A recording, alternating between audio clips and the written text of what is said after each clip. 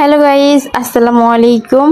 আপনাদের সামনে আবারও একটি রেসিপি ভিডিও নিয়ে চলে এসেছি। আজকের রেসিপি হচ্ছে গরু মাংস ভুনা।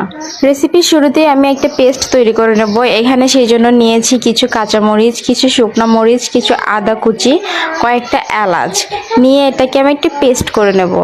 এরপরে আমি একটা ফ্রাই প্যান বসিয়ে দিয়েছি আর সেইখানে দিয়ে দিয়েছি আস্ত মশলাগুলো। আস্ত মশলার ভিতরে ছিল তেজপাতা, দারচিনি, এলাচ, হালকা করে একটু ভেজে নিয়েছি। এরপর আমি এখানে দিয়ে দিয়েছি কিছু দেশি পেঁয়াজ কুচি, তারপরে কিছু দেশি রসুন দিয়ে আমি খুব সুন্দর করে এখন এটাকে হালকা করে একটু ভেজে নেব। এরপর আমি আরো দিয়ে দিচ্ছি কিছু লং, তারপরে কয়েকটা গোলমরিচ দিয়ে আমি আবারও খুব সুন্দরভাবে নেড়ে চেড়ে নিচ্ছি।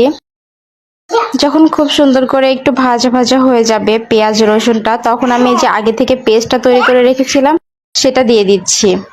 এটাকেও খুব সুন্দর করে এখন নেড়ে চেড়ে কষিয়ে নেব।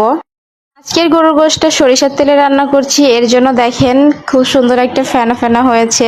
এটা কিন্তু সরিষার তেলে রান্না করলে হয়, ফ্লেভারটা খুব সুন্দর ছড়াচ্ছিল এই পর্যায়ে। তারপরে আমার মশলাটা একদম কষানো হয়ে গিয়েছে, তেল ছেড়ে দিয়েছে। এখানে আমি লবণ অ্যাড করে দিচ্ছি। এরপরে গুঁড়া মশলা দিয়ে দিব এক এক করে।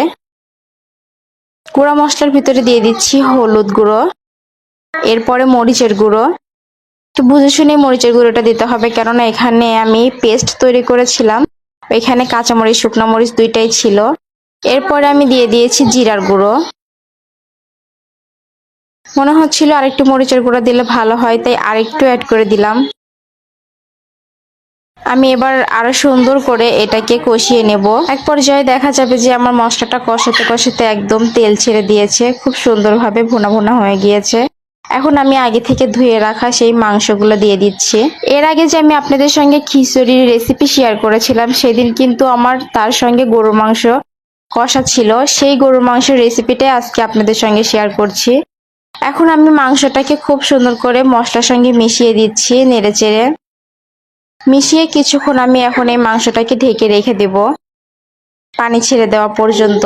প্রায় 15 মিনিট পরে দেখা যাবে যে গরুর মাংস থেকে একদম পানিটা ছেড়ে দিয়েছে। আমি এখন এই পানিটা দিয়েই বারবার ঢেকে ঢেকে নেড়ে চেড়ে মাংসটাকে কষিয়ে কষিয়ে একদম সিদ্ধ করে নেব। এ পর্যায়ে আমার মাংসের ঝোলটা একদম শুকিয়ে গিয়েছিল, আমি আরো কিছু পানি অ্যাড করে দিয়েছিলাম, দিয়ে ঢেকে আমি প্রপারভাবে মাংসটাকে সিদ্ধ করে নিয়েছিলাম।